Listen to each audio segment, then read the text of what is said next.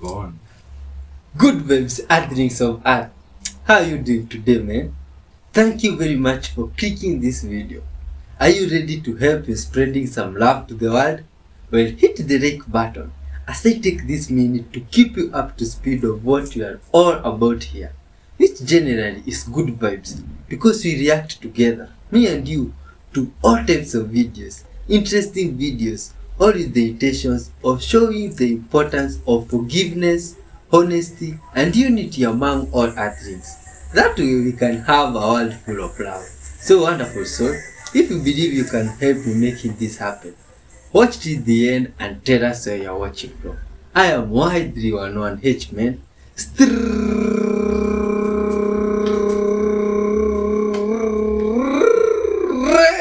out of Africa with lots of good vibes. Let's dive in, man. Just in case you forgot, east to west circumnavigation has been done millions of times, but north to south circumnavigation has been done 0 times. This flight from Taiwan to Los Angeles, an emergency happened along the way and needed to land the plane as quickly as possible. Why in the world would they land all the way up in Alaska if we live on a supposed globe? Hawaii is just right there. Oh, I get it now. The flight from Taiwan to Los Angeles, Alaska is along the way. This flight from Argentina to India, an emergency happened along the way, so they decided to stop all the way up in Amsterdam. Like, why didn't they go straight across? Oh wait, they did. The flight from Argentina to India, Amsterdam, is along the way. This flight from Auckland to Peru, an emergency happened along the way, so they stopped all the way up in Los Angeles, passing the equator. Like, why would you pass the equator when you could have just flew straight across? Ah, makes sense. The flight from Auckland to Peru, Los Angeles, is along the way. Is that why in their flight dynamic summary, assume a flat, non-rotating Earth? Guys, I could do this all day long. Flight paths, in and of themselves, prove that the Earth is flat and stationary. So send this to somebody that needs to see this. Y'all let me know what y'all think about these flight paths in the comments. But if you're not already following me, follow me so you never miss a video. And like always, God bless. Oh man, good vibes till the end. We have a new mermaid sighting, this time coming out of Costa Rica and witnessed by a group of tourists. They stated they saw a mermaid basically exit the water and attempt to hide itself within the brush off the beach. Now, all of these people are recording and they do capture something hiding within the foliage itself. The question though is, what is it? Was it really a mermaid or is it some other unidentified creature? Also, the sound that you'll hear in this video, it's not inlaid into the video. It's actually coming from the creature itself. It truly sounds like a beautiful melody. But the question still remains, did these people witness an actual sighting of a real mermaid? And are the myths and legends surrounding these creatures, are they true? Take a look at this footage. Tell me what you think.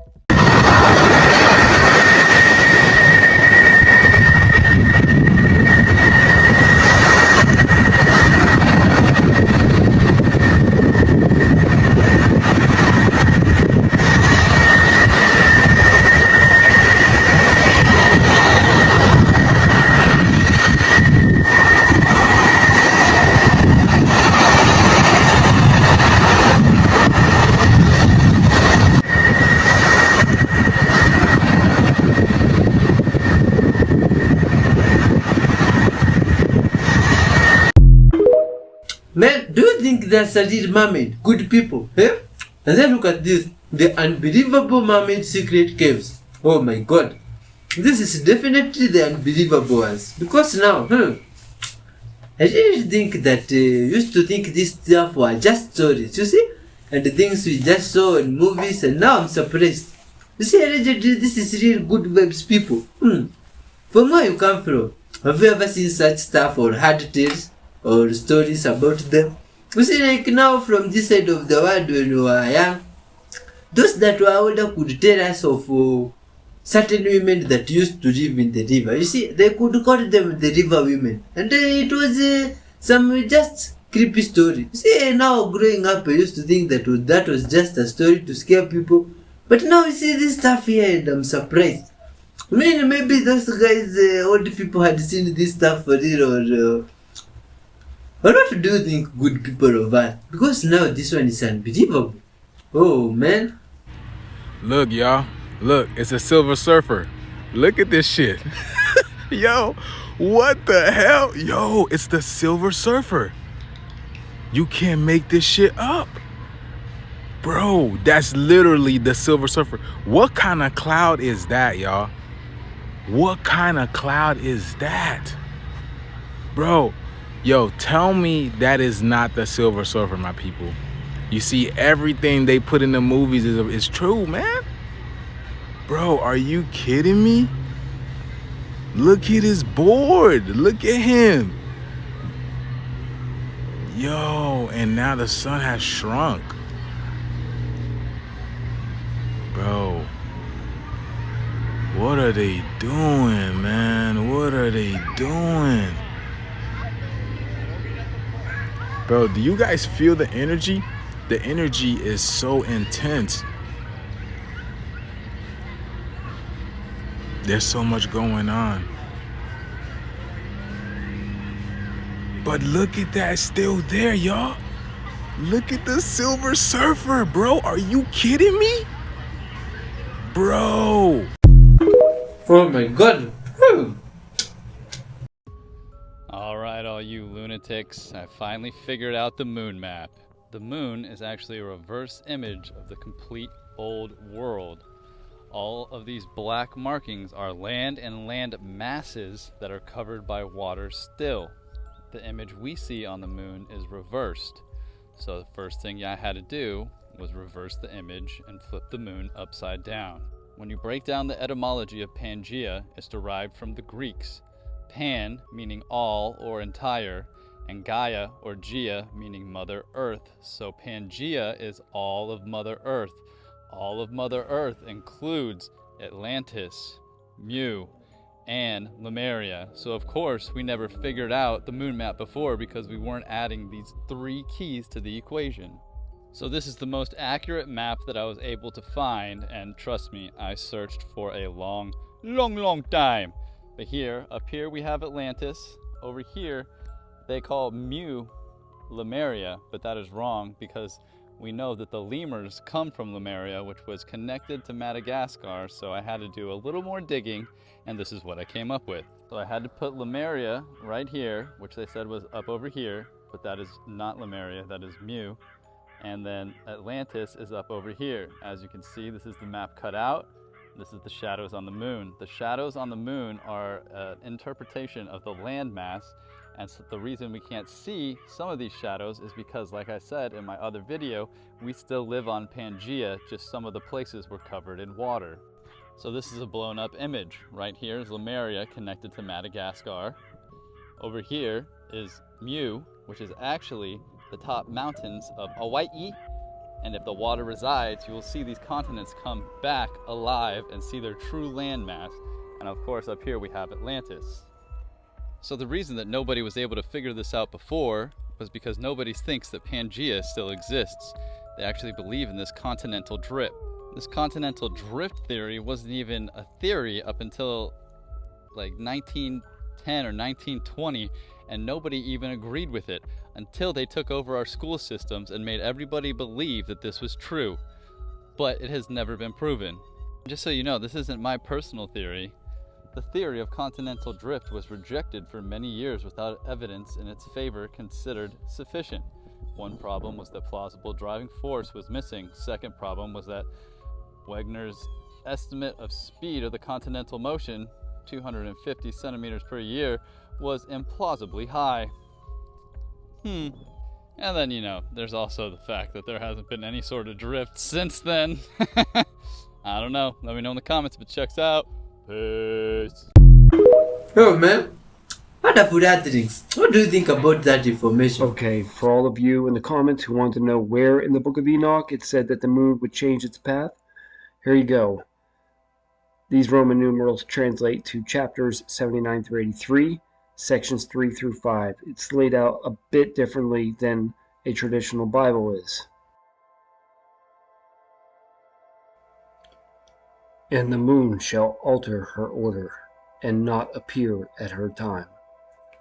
But other translations, actually the first translation says, and the moon shall alter its path.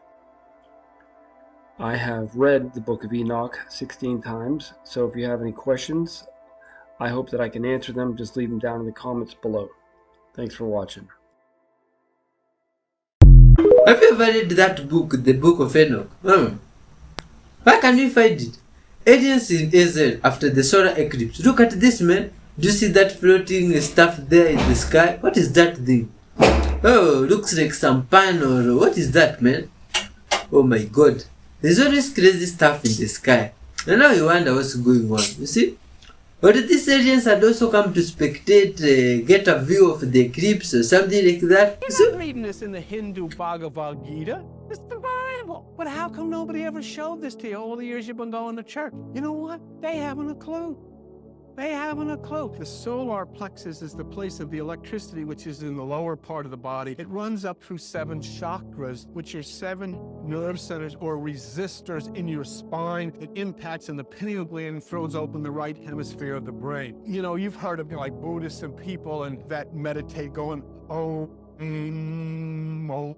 You've heard of that, and the energy comes up. Well, let me show you something. This is electrical energy. The 7 chakras are 7 resistors, and the international measurement of electrical resistance is Ohm. I mean, the people aren't just saying stuff because they want to be freaky and spiritual. This is all true. All we have to do is understand it. Bill Donahue is making a comparison between the brain and a complex computer, emphasizing how both are capable of processing vast amounts of information and performing intricate tasks. He points out that, similar to a computer, the brain's full capabilities are not easily accessed or understood. This lack of understanding makes it difficult to program the brain or effectively use its full potential, which can lead to various challenges or problems. Donahue clarifies that these difficulties are not caused by mystical or supernatural forces, but are due to the biological and electrical nature of how the brain functions. Essentially, the brain works by transmitting electrical signals, which govern thought processes, emotions, and physical actions. Understanding this electrical foundation is key to grasping how the brain operates and how its potential can be harnessed, but it remains a complex challenge. But how does the human body's master electrical organ conduct its electrical business, and how does it do this job with such remarkable efficiency? The word angel is actually the word angle, which means electromagnetic fields that come back and are reflected through space, dust, and impact the Earth and impact on your brain. And when they impact on your brain, they cause an arc between receptors of your brain, which cause you to think differently. And that's the arc angle. Oh my god. Nice stuff, those 200 Proofs Earth is Not a Spinning Ball by Eric Dubé. 1. The horizon always appears perfectly flat, 360 degrees around the observer, regardless of altitude. All amateur balloon, rocket, plane, and drone footage show a completely flat horizon over 20+ miles high. Only NASA and other government space agencies show curvature in their fake CGI photos and videos. 2.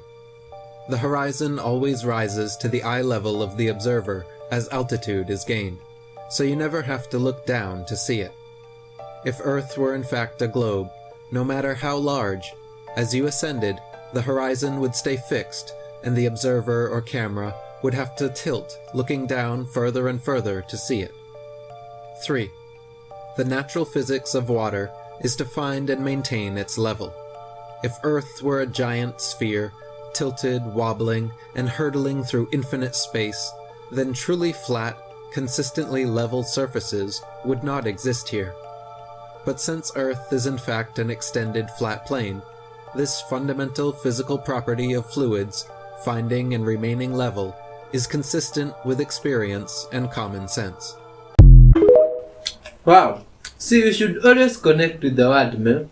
This is a legendary 1560 Geneva Bible, which reveals the first month of the year is some Nissan. Not Nissan the car, but allegedly they just called it Nissan. Maybe they had other reasons, but who knows? Let's look at this. This is Exodus chapter something, X11.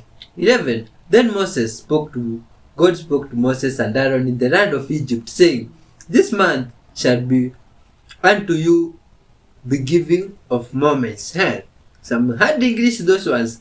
Speak, oh my God, speak, and this month shall be unto the beginning of the year. Shall be a holiday. And that day is which day? The Nissan day. Which is the Nissan day? You see, this is very surprising stuff. Good people of Earth, do you know it, man? Look at this. Oh my God. Some UFO that was recorded some place here. This is crazy, man. Looks like some floating piece of metal or papers, and it is changing shape and dimension. What is this, good people of Earth? Why do these things come and just move around in our atmosphere like this? Do they inform people? You see, honesty is a good thing. If there are people that know about this stuff, they could be sharing this information with everyone. And then we could know what this stuff are. Because this one looks like someone changing into something, some plane. Now it looks like some sticks. What is this thing? Oh my God. This is some crazy technology. This is quite surprising, man. I have learned things. Have you ever seen this stuff from where you come from? They want to block the solar eclipse. Well, why? Why would they want to do that? Look at this metal, man. Is this a metal or a stone with weird drawings, creepy stuff? Who did this? Oh, man. Was this caveman or who did this stuff? And then there's this map here. Shut the fuck up. Oh my God. Oh my God. Whoa.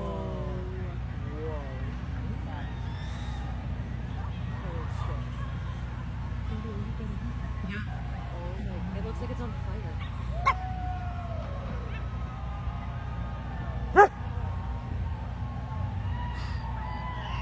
Wow. That's crazy.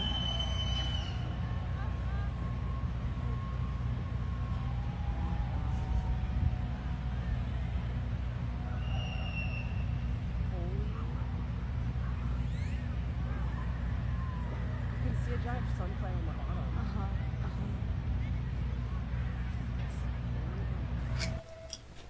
And did you guys get to it next, the Crips from where you come from? Look at these strange things that appear in the sky. These were never seen before. Allegedly, this is some secret footage of what looks like a flying ship. Not the real life ship, like the ones you see in the water, is flying. And you wonder what's going on. Even that guy there in the clouds, who is he? What's he doing there? Oh my God. Good people of Earth, what's this thing we are seeing now? In the sky, out of nowhere, are this being projected by people or what's going on, man? Because this is really creepy. Oh, if this is real, we need to understand this stuff. Looks like there is something or the crazy stuff up there that just moves there in the sky and clouds. What are these things now? Oh, that one looks like some floating hammer. What is this now? Oh my God. Hey, good people of Earth. Where this stuff now? What are these things that are always moving like this? You see? If you collapse an underwater bubble with a sound wave, it does produce some light, you see?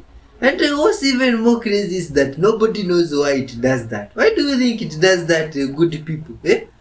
Just like this strange unknown interdimensional creature that was caught on camera someplace there, standing on a mountain. This is crazy. This is insane. Oh my God. Who is that guy? Oh, is that Cain from the Bible or what's up? And then this floating metal stuff that is changing shape and color. What is this, my God? Oh, hey, these are stuff that are quite hard to understand. And smoke today has decided to move in some peculiar way. Can you see this? Oh my God. Is that smoke or what's up? Oh man, this is crazy. What people over those going down? Man, there's some crazy stuff here happening. Now, And then there's that stuff that was got. Oh my god, looks like someone there, a big someone moving in ice. Oh, is that some giant or what? And then this guy caught some extraterrestrial creature that was washed up on the beach. And you wonder how is this extraterrestrial if this guy caught it? What is it doing in this place now? But this one looks like what we had seen in some previous episode of some transparent fish. Or what do you think, weird man? woman came to my door and tied this. Alright, I've got my tiny microphone. Let's answer people about what this is. Actually, first, before I say what this is, let's have a look at the comments. Because nowadays, everyone's a fucking expert. I like this amount of misinformation. Call the witch's ladder. No, it fucking isn't. I like Captain Obvious here. Witch talk here. It looks like old ribbon magic. Look out there, it's one of those old tree forests. Iris here, I was actually on board with. She says, witch here, fair enough. I don't know, why she'd use her own hair to impact you or your household. I completely agree with you, Iris. However, then you recommend burning it. If you suspect that there has been some form of witchcraft, the last thing you want to do with an artifact is burn it, especially if you don't know what it does. See, with physical evidence of witchcraft, usually that which it is contains, like a battery, and the last thing you want to do with a battery is throw it on the fire. Fire is an unpredictable element. It is a trickster in its own nature, and it reduces things to its carbon state, releasing its essence. Think about Obi-Wan Kenobi, when he said, if you strike me down now, Darth, I shall become more powerful than you. And then he does, and he turns into nothing. That's exactly what you're doing. You don't want that. You want it something that you can contain, you can focus on, you can use to retaliate with. You don't want it just floating about, being given the freedom of air, do you? But I do agree. Why on earth would you use your own hair? Well, let's just look at this from what we know of it. Let's first look at where it was placed. It was placed on a door handle, in broad daylight. This is strange. In broad daylight as well. This says, I want you to see it. I want you to know what I'm doing. This is often a sense of baneful. However, it doesn't smack of maleficium to me, or baneful working. Why? One, why would you use your own hair? If you were to use your own hair to apply dominance over another's will, you would hide it under the porch, you would put it under a doormat, tie it beneath their car, in a hedge close to the house, somewhere like this. You wouldn't have it in full view so that the person had a piece of you that they can then work against you in some form of counter magic. Then, of course, is the ribbon. It's just ribbon. If I was to use a baneful working, I would use string, twine, or perhaps a flax from some kind of natural fibre, perhaps an irritant like bramble or something like this. I would use something that binds in this way. But this looks as though it is done out of desperation, put there in broad daylight, using their own hair, using ribbons that don't really apply to a baneful sense. If you ask me, this looks like a practitioner who has not really done baneful much before, feels that perhaps in the matter of the heart or a betrayal of some kind, to make them act so irrationally and so boldly as to use their own hair in broad daylight and put it on someone's door. Also in the video, if you go back and look at it, the individual says that their husband threw it in the bin, and within a minute later the person knocked on the door and asked for it back. This not only shows some form of regret, but genuinely they probably got the wrong house. You just wouldn't do that. It's unusual, it's strange.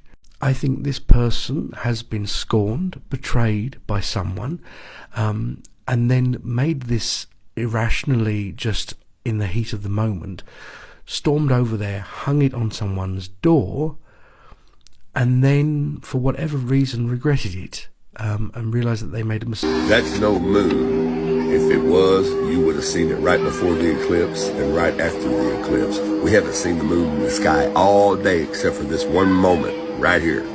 That is not the moon. This is how it would have looked if you believe what they tell you. This is how it would look right here. But it doesn't. That's not the way it looked. That's not what you seen today. You didn't see the moon until it was supposedly covering the sun because it wasn't the moon. This is what you saw. You seen a black object the same size as the sun move across it and turn it to darkness. But you didn't see that object before it got there, and you didn't see it after. Watch the exit.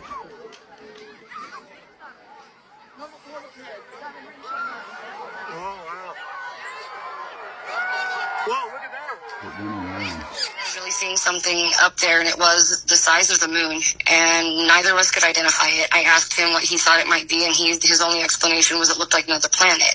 Nibiru, the crafts Nibiru, there were thousands of Nibiru, different size Nibiru. The word Nibiru comes from the word Nabara, which merely means to elevate, to go upwards, and descend downwards. The mothership is here.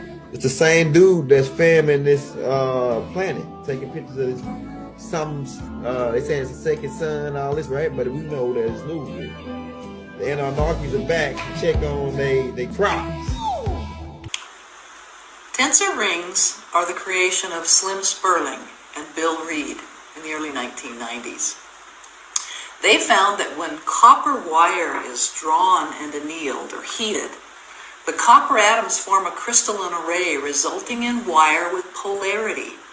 In other words, the wire has a direction with a positive and a negative end.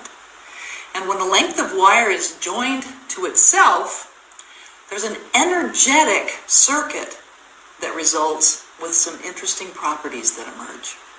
Now, this all began when Slim and Bill were working with someone in their lab who could see energy, much like those who can see auras.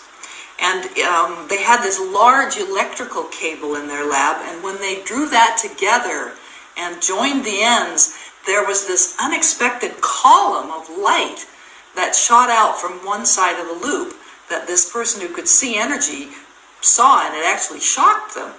Looking deeper into all of this, they discovered that a single looped wire creates a flow of non-electrical energy through the loop, so that there's a resulting positive and negative side to the loop.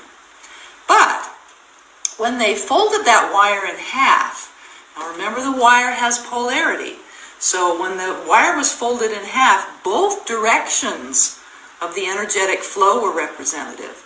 When they did that, clipping the ends so that they could join those ends together, they noticed that there was a flow of energy both directions through the loop. And when they twisted the wire, before they joined those ends back together again, the twisting somehow negated the negative side of the energy so that it was a positive form of energy that went both directions through that resulting loop. The more they worked with this energy, the more they were convinced that the energy that flowed through the ring was more like life force. Other words that have been used for this through the ages are chi, prana, and more recently even terms like orgone. So Slim and Bill originally called these light life rings, and now you can kind of understand the background there. They discovered the work of a physicist whose name was John Wheeler.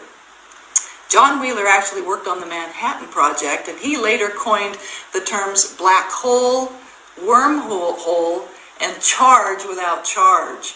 So Dr. Wheeler's papers were very interesting, and they revealed some interesting evidence for a tensor network that exists mathematically in the opening of any loop, regardless of what material it's made of. Now, Slim always felt that it was more than a mathematical expression, and he called this a tensor field. He suggested that it was partly the reason that a soapy liquid creates that thin film inside a loop. You know, children play blow bubbles through the little loop, and the bubbles kind of hang in the loop, and Slim thought that they were actually kind of clinging to what he called the tensor field. So rings are now also referred to as tensor rings. Slim and Bill found that the rings had more of a paramagnetic quality than an electromagnetic or ferromagnetic quality. In fact, when it was eventually measured, the paramagnetic value was about 18,000 units, which was higher than anything that had been previously measured. Melanie and I suspect that the high paramagnetic value intrinsic in the rings is one of the ways and one of the reasons that they bring structure and coherence to water. But there are other dynamics involved too.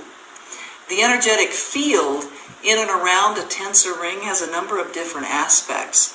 First of all, there is this toroidal flow that takes energy from the inside to the outside of the ring, all the way around.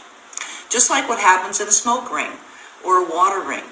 And anytime you have a toroid, you also have opposing vortices from both ends coming here through the ring. And because of the vortices, there's torsion energy with a whole new set of dynamics. In Chapter 3 of the second edition of Dancing with Water, we discuss how these forces are the way the universe translates and communicates energy. Over the years, Slim and Bill gathered enough evidence for them to conclude that tensor rings were actually room temperature superconductors. And that takes us into a discussion of quantum physics, which is too much for this video. In the end, a number of factors and forces combine to accomplish three major things for water. First of all, tensor rings create a column of energy through the ring here that brings coherent organization to their area of influence, which is significant on either side of the ring. So for water, this means that they structure water. And then when placed on or around living tissues, they will often rebalance and set the stage for health and healing. Number two, tensor rings protect water from many forms of negative energy. This column actually works like a subtle shield against the influence of electromagnetic fields and other forms of negative energy. So cell phones, computers, microwaves, and this all depends on how close the water is inside a ring to these kinds of energies. But the tensor ring goes a long way to protect water from energetic influences. And third, tensor rings will focus energy. They can be used to add information to water. We talk about this in the book Dancing with Water too. And at the same time, each tensor ring, based on the length of wire that's used to create it, will resonate at its own specific frequency. And that's another discussion too for another video or another article. I keep tensor rings everywhere all over the house because no matter where I put a glass of water, I want it protected within the column, the energetic influence of a tensor ring. So I have tensor rings on my faucets, on my shower head, on my incoming water line, and even on the burners of my stove. And you can bet that if there's a sprained ankle in the house or an injured knee, that there'll be a tensor ring. Smaller ones are available in that wrap while that injury is healing. Remember that tensor rings are tools, and you are the creator. Your influence is a part of the outcome. It's a bigger part of the influence than most people may realize. So there are other dynamics that come into play when you use more than one tensor ring together, and that is the subject of another video. So have fun with tensor rings and enjoy your dance with. Wonderful Earthlings. Thank you very much for watching up to this far, man. You're all loved and respected. You see, today's videos has been interesting with a lot of information, man. Good vibes information and other information that I'd like you to leave your comments about them. You see? So wonderful. So, before we wrap up, I'd like you good people that have clicked for the first time to tell us where you're watching from. and to feel loved very much here, because you are all about love. And kindly help us in spreading forgiveness by being forgiving yourself to those that do you wrong, you see, and being honest to one another.